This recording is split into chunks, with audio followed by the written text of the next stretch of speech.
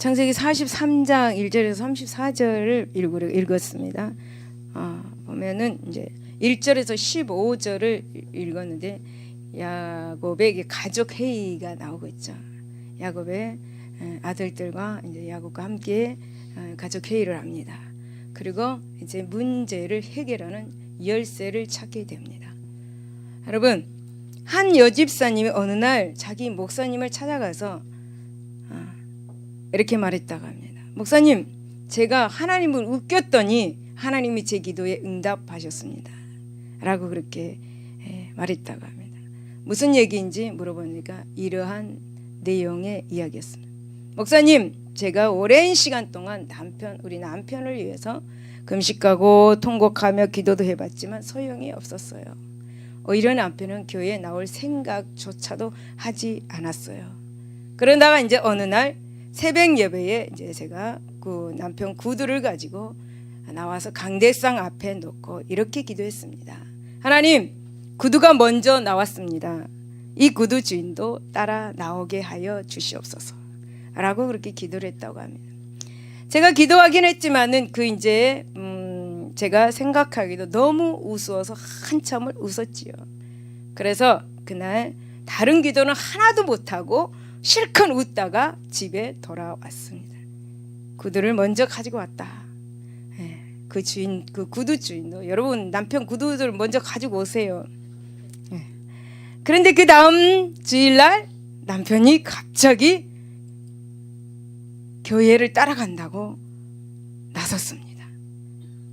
요즘에는 교회를 너무 잘 나오고 있습니다. 제가 하나님을 한번 웃겼더니 제 소원이 이루어졌습니다. 하나님을 기쁘게 해보세요. 하나님을 한번 웃게 해보세요. 여러분, 우리가 무엇을 하든지 열심을 다한다면 하나님 반드시 하나님이 감동하시고 좋은 것으로 응답해 주실 줄로 믿습니다. 여러분, 무슨 일을 하든지 뜨거운 책임감을 가지고 열심히 최선을 다해서 엎드려서 하나님 앞에 기도할 때 여러분의 생에 성공하게 될 줄로 믿습니다. 할렐루야. 하나님을 웃겨 보시기 바랍니다. 오늘부터 한번 웃겨 보시기 바랍니다. 여러분, 지금 이제 본문의 배경은 애굽에는 대흉년입니다. 애굽의 대흉년으로 인해서 팔레스틴 그 지역에도 굉장한 혹심한 기근을 가져다 주었습니다. 이는 이제 애굽의 흉년을 가져다 주는 아라비아 사막의 뜨거운 그 열풍이 팔레스틴에도 큰 영향을 주었기 때문입니다. 그러나 이제 애굽은 하나님의 사람 요셉의 지혜로 그렇게 엄청난 7년 대흉년을 대비하여서 많은 곡식을 그렇게 비축해 두었습니다. 그래서 이 소식을 들은 야곱은 이제 아들을 보내서 곡물을 사오라고 명령했습니다. 그런데 여러분, 문제가 발생했어요. 애굽에 곡물을 사러 간 아들들은 이제 간첩으로 몰려서 겨우 이제 곡물을 구입하였습니다. 그런데 불행히도 아들 시므온은 애굽의 감옥의 불모로 잡히는 신세가 되었습니다. 그리고 이제 그들의 결백을 증명하기 위해서 야곱의 아들들은 2차 애굽 방문 시 아내 아우 베냐민을 데려가야 했습니다. 그러나 요셉을 잃은 이후 부친 야곱이 생명보다도 더 애지중지하는 이 베냐민을 데리고 가는 그것에 정말 힘들어했습니다. 하늘의 별 따기보다 더 힘든 그런 일이었습니다. 그래서 이제 얼른 이제 베냐민을 애굽에 데려가야 된다고 말하는 것이 굉장히 더디게 되었습니다. 그러는 사이에 이제 야곱의 집안에 이제 식량이 점점 줄어들었습니다. 이제는 더 이상 버틸래야 버틸 수 없는 그냥 그런 극한 상황까지 이제 이르게 되었고 곡식이 다 떨어졌습니다. 그래서 이제 야곱의 가족들은 베냐민을 데리고 애굽에 가는 것에 그 문제로 인해서 대소동이 벌어지게 되었습니다. 본문은 이런 이제 당시 그 야곱의 가정에 심각한 가정 문제를 배경으로 하고 있죠. 여러분, 어느 가정이나 크고 작은 문제가 없는 가정이 없죠. 왜냐하면 죄 가운데 잉태된 인간이 타락하고 부패한 그런 세상을 살아가기 때문입니다. 우리 믿는 성도의 가정 역시 마찬가지입니다. 그렇다면 이런 난감한 이런 문제에 직면했을 때 이 문제를 해결하는 열쇠는 무엇일까요? 이제 본문을 통해서 한번 그 해답을 찾아보도록 하고 여러분들이 실천하여서 문제를 해결하는 놀라운 역사를 체험하시기를 바랍니다. 첫 번째는 이제 선한 양심을 갖는 것입니다. 3절과 9절 11절에 그렇게 나오고 있는데 야곱 가정의 문제는 이제 베냐민을 예굽에 데리고 갈 것인지 말 것인지에 관한 논쟁이 발생하였습니다. 그리고 이 문제를 놓고 맏형 르우벤은 여러 차례 걸쳐서 아버지를 설득했습니다. 그러나 르우벤은 자신의 두 아들을 담보로 하면서까지 그렇게 아버지를 설득했지만 결국 아버지를 설득하는데 실패하고 말았습니다. 그리하여서 이번에는 야곱의 넷째 아들인 유다가 이제 아버지를 설득하게 이르렀습니다. 그리고 결국에는 이제 아버지 허락을 얻는데 성공하였습니다. 그렇다면 어찌하여서 이제 장자의 당부를 완강하게 거절한 이 아버지 야곱이 넷째 아들인 유다의 그런 당부를 순순히 승낙하였을까? 여러분, 이것은 르우벤이 창세기 35장 22절에 보면 아버지의 소모 비라와 통간함으로 아비의 신뢰를 잃었기 때문입니다. 여러분, 누구 아비가 자신의 아내와 통관해서 자신의 그런 침소를 더럽히는 불효막심하고 부정한 그런 아들의 말을 신뢰할 수 있겠습니까? 그러기에 이제 르우벤은 자기 아들의 생명을 담보한다 해도 그렇게 아버지의 신뢰를 이렇게 얻을 수가 없었던 것이죠. 게다가 이제 두 번째인 시므온은 지금 애굽에 이제 불모로 갇힌 신세가 되었습니다. 그러기에 이제 아비를 설득할 수 있는 사람은 세 번째인 레이였습니다. 그러나 레이는 세겜에서 형 시므온과 함께 여동생 디나가 당한 수치, 강간을 복수한답시고 여러분 잔인한 방법으로 그 모든 세겜 남자를 다 쳐 죽였습니다. 그러니 이제 사람 생명을 알기를 파리 목숨보다 하찮게 여기는 사람이 어찌 그 아비를 설득할 수가 있겠습니까? 더구나 야곱이 가장 사랑하는 아들 베냐민의 생명이 달려있는 문제인데 말입니다. 그래서 이제 결국 네 번째인 유다가 형제들을 대표해서 그 아버지를 설득하게 이룬 것이죠. 즉 이제 유다는 아비에게 불효와 그리고 불의를 저지르지 않았습니다. 또한 시므온이나 레이처럼 잔인하지도 않았습니다. 그리고 유다는 맏형 르우벤과는 달리 자신의 생명을 담보로 해서 아비의 승낙을 요구하였습니다. 9절에 보니까 내가 그를 위하여 담보가 되오리니 아버지께서 내 손에서 그를 찾으소서. 내가 만일 그를 아버지께 데려다가 아버지 앞에 두지 아니하면 내가 영원히 죄를 지리다. 내가 그의 몸을 담보하오리니 라고 이렇게 말하고 있는데 이것을 히브리어로 해석을 해보니까 그를 위해 내 생명을 담보로 하오리니 라고 그랬습니다. 내 생명을 담보로 하겠다라는 것입니다. 그렇습니다. 정말 유다는 깨끗하고 선한 양심의 사람이었기에 자신의 생명을 막내 베냐민의 생명과 맞바꾸겠다는 그런 말로 아비를 안심시킬 수가 있었습니다. 또한 그 아비 야곱도 유다를 신뢰할 수 있었던 것입니다. 사랑하는 여러분, 하나님 앞에 신뢰할 수 있는 여러분이 되시기를 바랍니다. 하나님이 여러분을 신뢰할 수 있는 여러분이 되시기를 바랍니다. 이처럼 선한 양심을 가진 사람은 아무리 어려운 상황에서도 상대방에게 신뢰감을 줄 수가 있습니다. 따라서 선한 양심이야말로 이제 모든 문제를 해결하는 열쇠가 된다는 사실 믿을 수 있기를 예수 이름으로 축원을 드립니다. 여러분 선한 양심을 가질 수 있기를 바랍니다. 두 번째는 하나님의 말씀을 믿는 믿음이었습니다. 14절 보면 전능하신 하나님께서 그 사람 앞에서 너에게 은혜를 베푸사 그 사람으로 너희 다른 형제와 베냐민을 돌려보내게 하시기를 원하노라. 내가 자식을 잃게 되면 이르리로다 라고 말합니다. 여러분 야곱은 이제 베냐민을 예굽으로 보낼 것인지에 대해 관해서 중대한 가정 문제 앞에서 이제 전능하신 그 하나님의 그 은혜를 의지하는 것을 보게 됩니다. 여기서 전능하신 이 단어는 언약을 지키신 하나님이란 의미입니다.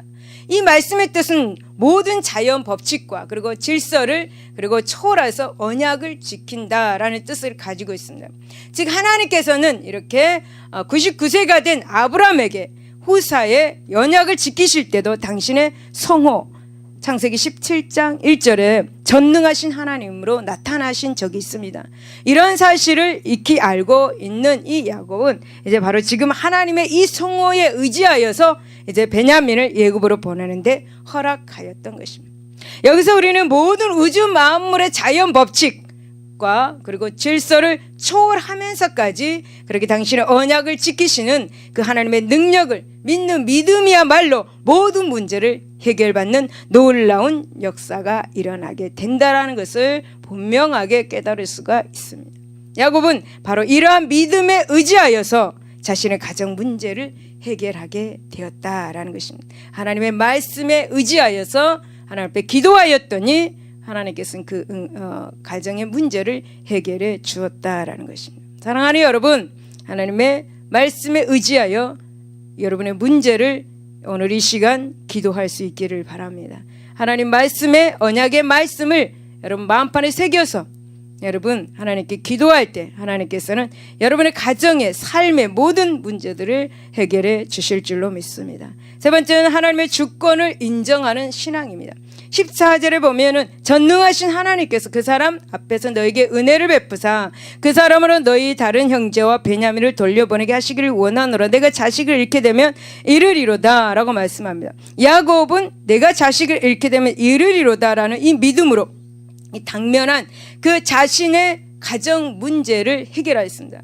이전에 야곱은 베냐민을 자신의 생명과 동일시하였습니다. 즉 야곱은 만약 베냐민이 죽으면 자신도 죽은 것이나 다를 바가 없다고 그렇게 생각한 아버지입니다. 그러나 이제 야곱은 모든 것을 전능하신 하나님의 주권에 맡겼습니다. 여러분 모든 것 하나님 전능하신 하나님 주권에 맡길 수 있기를 바랍니다.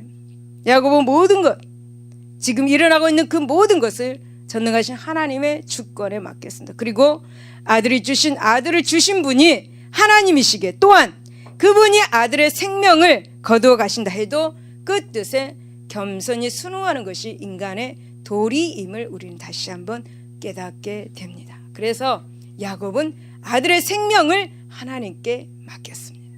여러분 무엇이 그렇게 중요합니까? 여러분 무엇이 그렇게 제일 우선적입니까? 하나님께 맡길 수 있기를 바랍니다.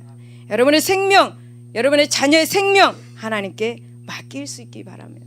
여러분 하나님보다 자녀들이 더 우선적이면 하나님은 보고 계십니다. 그리고 또한 고난을 주시고 당신을 최우선적으로 할 수 있도록 만들어 가시는 분인 것도 여러분 기억할 수 있기 바랍니다. 여러분 욥은 욥기 1장 21절에 가로되 내가 모태에서 적신이 나왔사온즉 또한 적신이 그리로 돌아가올지라 주신 자도 여호와시오 취하신 자도 여호와시니 여호와의 이름이 찬송을 받으실지리다 라고 그렇게 고백했습니다.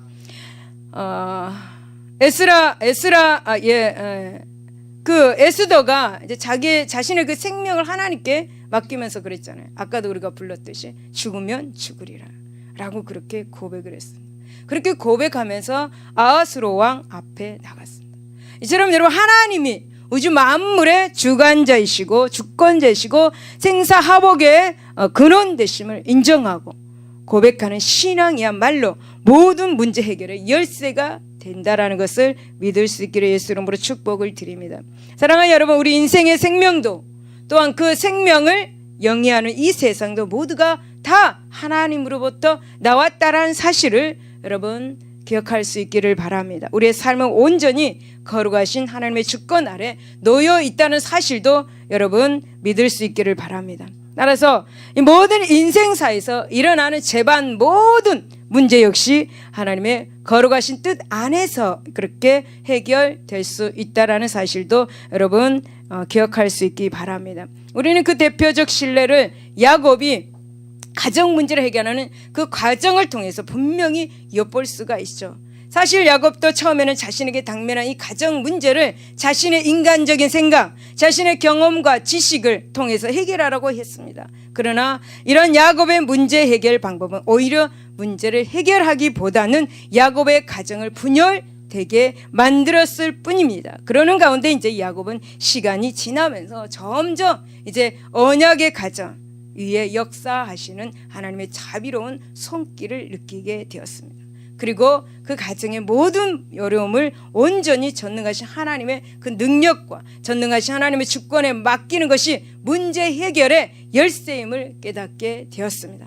이런 야곱의 문제 해결 방식은 오늘날 야곱과 같이 험난한 인생을 살아가는 우리 모두 성도들의 그런 문제 그리고 해결에 큰 지침이 된다는 사실도 여러분 기억할 수 있기를 예수 이름으로 축복을 드립니다. 그러므로 사랑하는 여러분, 모든 문제 해결자는 하나님이심을 분명히 믿을 수 있기를 예수 이름으로 축복을 드립니다. 그리고 그 자신의 모든 어려움을 온전히 주님께 내어놓고 이 주님의 능력과 권세를 의지하는 우리 모두가 되어야 될 줄로 믿습니다. 바로 이런 주님 중심적인 이 믿음이야말로 모든 문제 해결의 열쇠인 것을 믿을 수가 있기를 예수 이름으로 축복을 드립니다. 그리고 이제 16절에서 34절을 보면 이제 원수를 은혜로 갚는 이 요셉에 대해서 나옵니다. 여러분, 미국 남북 전쟁 때 에드원 스탠톤이라고 하는 사람은 바로 에브라함 링컨 대통령의 정적이었습니다. 그는 링컨 대통령을 향해서 고릴라 같은 사람, 원숭이 같은 사람이라고 비난을 하였습니다. 그는 링컨이 대통령에 취임했을 때 고릴라를 대통령으로 세워 놓으려면 아프리카에 가서 고릴라를 잡아오면 되지 않겠느냐고 하면서 여러분 링컨 대통령을 정면으로 공격하였다고 합니다. 후일 이제 링컨 대통령은 자기를 고릴라라고 비웃고 욕하던 스탠톤을 데려다가 자기의 비서관으로 삼았습니다. 그리고 여러 모양으로 관용을 베풀어서 일을 처리해 나갔습니다. 이리하서 이제 링컨이 죽은 다음 스탠톤은 링컨 대통령을 가리켜서 세계에서 다시 없이 모든 사람의 마음을 지배했던 사람이다 라고 그렇게 이야기했던 것이죠. 우리는 원수에게까지도 관용을 베풀지 않은 아름다운 마음을 가져야 되겠습니다. 할렐루야. 지금 본문에서도 원수를 은혜로 갚는 한 사람이 나오고 있습니다. 당시 고대 근동 지역에는 동해보복법이라는 제도가 일반적으로 그렇게 관행으로 용인되었다고 합니다. 즉 이제 이 법은 상해나 금전적인 그런 피해를 입힌 개인에 대해서 개인이 사적으로 동종의 상해나 금전적 보상을 받도록 허용한 제도였습니다. 당시 고대 사회에서 국가의 조직이나 질서가 완벽하지 못한 그런 상황에서 사회 질서와 정의를 구현하기 위해서 개인의 사법권을 인정한 그런 일종의 편법이라 할 수 있습니다. 그러기에 이제 고대 사회에서 동해보복은 단순한 그런 개인의 감정 해소를 위한 복수적 차원이 아니라 사회 정의 실현을 위한 범국가 차원의 준행 행위였다고 합니다. 따라서 이제 이 동해보복법은 이제 국가적 차원에서 하나의 미덕으로 여겨졌습니다. 이런 차원에서 이제 살인 사건의 경우 이제 피해자의 가족은 살인자를 찾아 살인하도록 보복해야 합니다. 그리고 또한 피해자의 가족이 없는 경우는 가장 가까운 친지가 대신 피해 보복을 함이 마땅하다라고 그렇게 말합니다. 이런 동해보복과의 그런 원리는 이제 바벨론의 함무라비 법전이나 이런 이제 후대 이스라엘 율법 가운데서도 그 흔적을 찾아볼 수가 있습니다. 그러나 여러분 이런 동해보복법은 이제 후대 신약에 이르러서 원수 사랑의 법으로 성화되었습니다. 즉 이제 예수님께서 동해보복법이 너무나 지나친 그런 복수심만을 조작하여서 사회 정의를 이루지 못함을 지적하시면서 이제 원수를 이기는 유일한 방법은 사랑으로 감화시키는 것밖에 없음을 가르쳐 주고 있습니다. 그래서 우리는 이 본문에서 예수님보다 이미 2000년 전에 이제 이런 원수 사랑의 법을 몸소 실천한 한 인물을 보게 되죠. 즉 그 사람은 요셉입니다.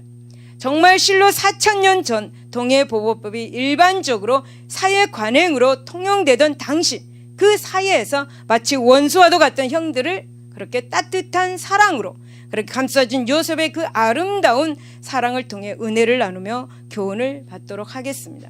여러분, 요셉은 17세의 나이에 어떠했습니까? 형들의 시기와 미움을 받아서 겉옷이 벗겨진 채 물이 없는 웅덩이에 던져졌습니다. 그것도 부족하여서 애굽의 종으로 팔리는 그런 신세가 되었고, 그래서 요셉이 10년 동안 보디발의 집에서 그렇게 종살이를 하게 되었습니다. 그러나 이 요셉의 고난은 여기에서 끝이지 않았습니다. 즉 보디발 아내의 모함을 받은 요셉은 어땠습니다? 뜻하지 않게 강간죄의 누명을 쓰고 3년간 옥살이를 하게 되었습니다. 그러나 이 어린 나이에 자신의 인생을 그렇게 파국으로 몰아넣는 이 형들에 대한 요셉의 원망이 어떠하였겠습니까?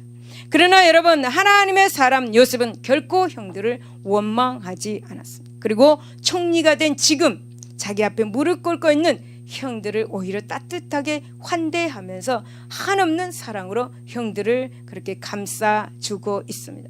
마치 원수와도 같은 형들을 말입니다. 이제 원수를 사랑한 이 요셉의 아름다운 인품과 한번 신앙을 살펴보도록 하겠습니다. 첫 번째 16절과 24절에 보면은 형들을 극진히 영접하였습니다. 16절에 요셉은 베냐민이 그들과 함께 있음을 보고 자기 청직에게 이르되 이 사람을 집으로 인도해 드리고 짐승을 잡고 준비하라. 이 사람의 정오에 나와 함께 먹을 것이니라 라고 그렇게 합니다. 요셉은 청지기를 시켜서 400km나 떨어진 이 애굽의 곡물을 사러 온 이 형들을 자신의 집으로 모시고 상다리가 부러지도록 준비를 시켰습니다. 즉 가물대로 가물이 애굽에는 식량도 물도 거의 바닥이 나 있던 그런 상황입니다. 그러나 요셉은 먼 거리를 그렇게 여행하느라고 지친 형들에게 몸의 먼지를 그렇게 씻을 수 있는 물을 제공하였습니다. 그리고 형들이 타고 온 가축에게도 먹을 것을 그렇게 먹을 물을 제공해 주었습니다. 그리고 형들에게도 풍성한 음식을 대접하여서 여독을 풀게 하였습니다. 그것도 직접 자신의 관사로 형들을 초빙했다라는 거죠.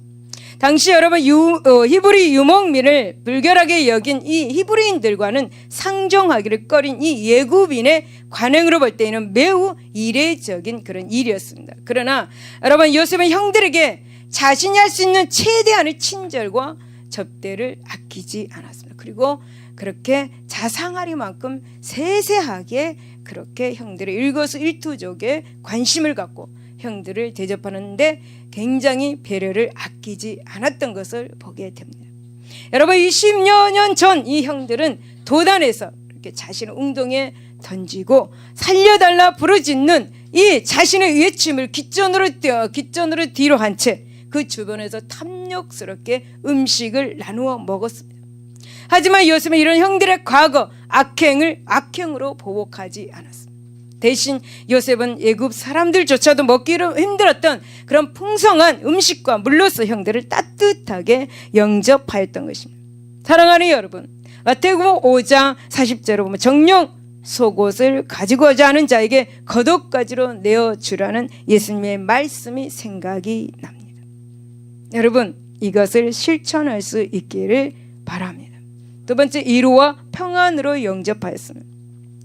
그가 이르되 23절 너희는 안심하라 두려워하지 말라. 너희 하나님 너희 아버지 하나님의 재물을 너희 자루에 넣어 너희에게 주신 것이나 너희 돈은 내가 이미 받았느니라 하고 시몬을 그들에게 이끌어내고 라고 말씀하며 요셉은 형들이 두 번째 이제 예굽을 방문하면서 1차 방문 때 형들의 곡물 자루 안에 들어있던 돈 문제로 인해서 크게 그렇게 근심하리란 것을 알고 있었습니다. 그래서 요셉은 이제 청지기를 시켜서 이제 자신이 간사에 오기 전에 먼저 이제 이 문제를 잘 해명하여서 형들을 안심시켜 주도록 그렇게 명령을 합니다. 그래서 이제 요셉의 명령대로 이제 청지기는 이 요셉의 형들에게 곡물자루 속에 들어있던 돈 문제에 대해서 결코 염려하지 않도록 말대로 위로하여 그 심령을 평안케 주는 모습을 보게 됩니다. 그렇다면 이 청지기는 이 요셉의 형들을 위로하였을까요? 너희는 안심하라 두려워 말라. 너희 하나님 너희 아버지 하나님이 재물을 너희 자루에 넣어 너희에게 주신 것이다. 즉 청지기는 요셉의 형들을 믿는 이스라엘 하나님, 야곱의 하나님이 이름으로 형들을 위로하여 주었다라는 거죠. 여러분, 이 애굽인이 어찌하여서 이스라엘 하나님을 알았을까? 그는 요셉을 통해서 이스라엘의 하나님을 대해 들었고 또 이스라엘의 하나님 이름으로 형들을 위로해 주도록 부탁받았기에 낯선 이방 땅, 이런 요셉의 형들을 위로해 주었던 것입니다.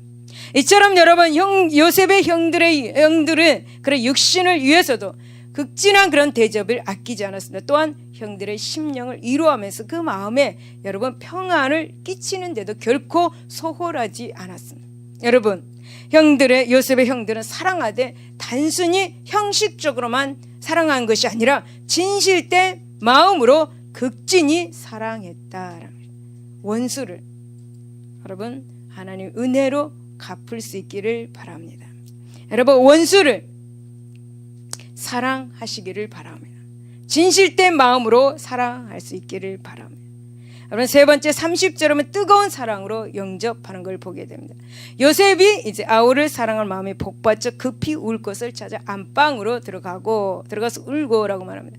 여러분, 요셉은 동생 베냐민을 보고는 그 마음이 타는 듯 했습니다. 그래서 울음을 참을 수가 없었습니다. 그래하여서 이제 여러분, 요셉은 안방으로 건너가서 크게 울었습니다. 굉장하게 크게 울었습니다. 그러나 요셉의 울음은 단순히 동생 베냐민에 대한 그리움 때문만은 아니었습니다. 즉 요셉은 이제 동생 베냐민을 보는 순간 지나간 과거, 자신에게 해를 끼치고 지금 자신 앞에 있는 형들에 대한 연민의 정, 그리고 가나안에서 기근 가운데 고생하고 계실 사랑하는 아버지에 대한 그리움, 그런 것들이 등등이 일순간에 복받쳐 울음을 참을 수 없었던 것입니다. 정말 요셉은 뜨거운 그런 사랑을 가슴에 안고 사는 사람이었습니다. 여러분, 마음 가운데 뜨거운 사랑을 안고 살아가고 있습니까? 마음에 뜨거운 사랑을 갖고 살아가고 있습니까? 한 사람도 없으니까. 마음에 뜨거운 사랑 가지고 살지 않습니까? 누구를 사랑하든, 하나님을 사랑하든, 예수님을 사랑하든, 성령님을 사랑하든, 내 이웃을 사랑하든, 여러분 가슴에 제발 뜨거운 사랑 좀 안고 살아가시기 바랍니다. 냉랭한 마음 좀 버리세요. 냉랭한 마음을 좀 버리고 삽시다. 우리가 삶을 얼마나 살겠습니까? 아웅다웅하면서 살지 맙시다. 뜨거운 사랑을 가지고 좀 삽시다. 뜨거운 사랑을 안고 사는 사람이 바로 요셉이었습니다. 그렇게 지난 날에 자기를 괴롭히고 노예로 팔렸던 그 형들에게 그래도 연민의 정이 있었던지 그 아버지가 그리워서 그렇게 크게 통곡을 하고 울었습니다. 바로 이런 형제와 부모에 대한 사랑과 열정이 요셉의 심장을 불태우고 있었기에 요셉은 원수와 같은 형들을 용서할 수 있었습니다. 그리고 형들을 위해서 뜨거운 눈물을 흘릴 수 있었던 것이죠. 그렇습니다. 여러분, 정말 가슴 한가운데서 우러나오는 뜨거운 사랑의 눈물 흘릴 줄 아는 사람에게는 세상에 원수가 있을 수가 없는 것입니다. 정말 원수와도 같은 형제들을 위해서 총리 요셉의 눈물을 흘린 총리 요셉의 뜨거운 눈물은 오늘날 사랑을 찾기가 쉽지 않는 현 시대를 진단하는 좋은 실마리를 제공해 준다고 저는 생각을 합니다. 세상에 살다 보면 여러분 은혜로 갚는 일도 그리 쉽지 않음을 느낄 때가 많이 있습니다. 더욱이 세상에는 은혜를 원수로 갚는 경우도 종종이 아니라 많이 보게 됩니다. 그러나 본문의 요셉은 마치 원수와도 같은 이 형제들에게 큰 사랑과 그리고 은혜를 베풀어 주었습니다. 요셉도 사람입니다. 우리하고 똑같은 사람이에요. 한 집안에서 원수처럼 지내지 마시기를 바랍니다. 네, 할렐루야. 한 집안에서 저 원수처럼 지내지 마시기 바랍니다. 나만 손해입니다. 나만 상할 뿐이고 나만 여러분 몸에 해를 입는 것입니다. 그러니까 하나님의 주신 사랑으로 좀 보듬어 안으시기를 예수 이름으로 축복을 드립니다. 목사님 말도 안 된 소리 하지 마십시오. 그렇게 해도 하나님이 사랑하라 하니까, 하나님이 사랑하라고 하니까, 원수를 사랑하라고 하니까 우리는 사랑해야 합니다. 예수님의 가르침을 몸소 행위로 보여준 좋은 지금 이 본문이 아닌가 생각이 듭니다. 그렇습니다. 악을 악으로 보복하는 것은 또 다른 악의 보복을 초래할 뿐입니다. 그리고 이런 불의는 우리 죄인을 위해서 당신의 존귀한 몸을 십자가에 버리시기까지 사랑을 베푸신 주님의 은혜를 저버리는 불충한 행위인 것을 여러분 기억하시기 바랍니다. 그래서 사도 바울은 악은 그 모양이라도 본받지 말아라 라고 우리에게 말씀해 주고 있습니다.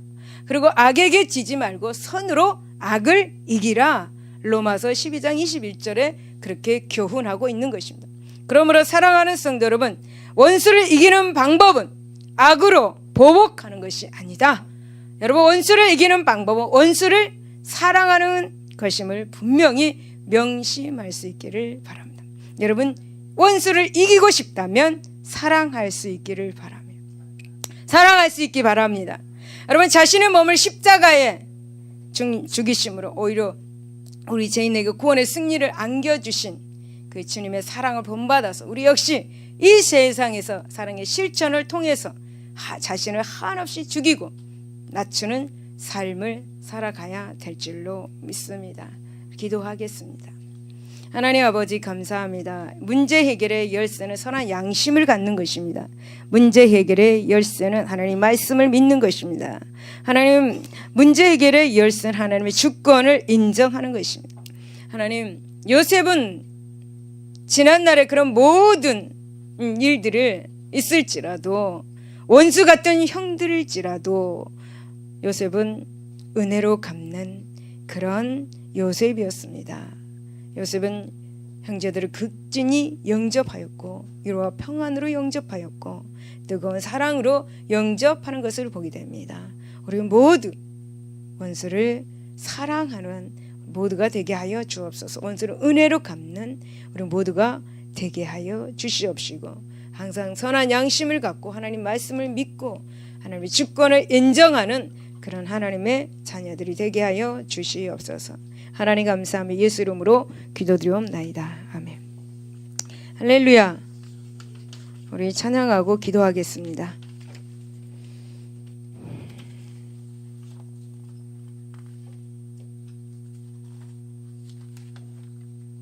주의 길을 가리 찬양하겠습니다.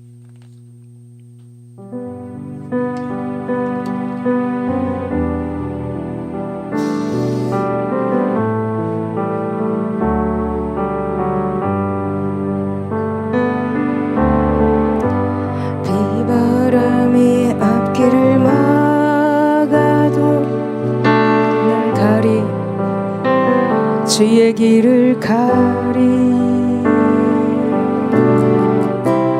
눈보라가 앞길을 가려도 나는 가리, 주의 길을 가리.